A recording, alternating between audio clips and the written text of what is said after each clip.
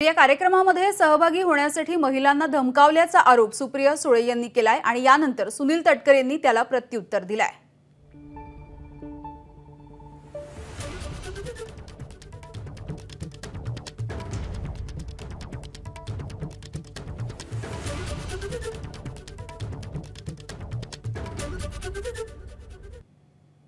महाराष्ट्र आणि देश हा त्यांच्या विरोधात झालेला आहे।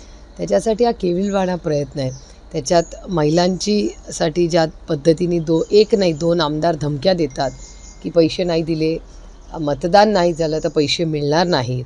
आज तुम्ही बघताय कार्यक्रमाला हजेरी नाही झाली तर तुम्हाला पैसे मिळणार नाही। ही कुठली स्कीम? आणि सगळं तुम्ही महिलांना काय समजता? त्यांना असं वाटतं की महिलेला धमकी दिली की ती घाबरेल आणि ती कृती करेल। योजना अपयशी होईल असं वाटतं तुम्हाला? नाही, काय आमचं सरकार आल्यावर आम्ही ती योजना अतिशय व्यवस्थित करू, ज्याच्यात फक्त निधी नसणारे पण महिलांची सुरक्षितता असेल।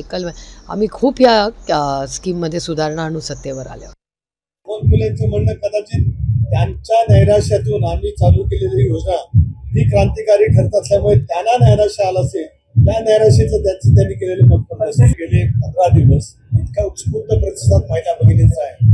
काल मावळला असलेला प्रतिसाद, संध्याकाळच्या वेळेला पिंपरी चिंचवडला पाहिलेला प्रतिसाद, त्याच्या आदल्या दिवशी भडगाव शहरी आणि हडपसर मतदारसंघामध्ये पाहिलेला प्रतिसाद अभूतपूर्व महिलांचा आहे। त्यामुळे कोणाला कोण धमकवतं हा यांची पण कल्पित कथित कहाणी आहे।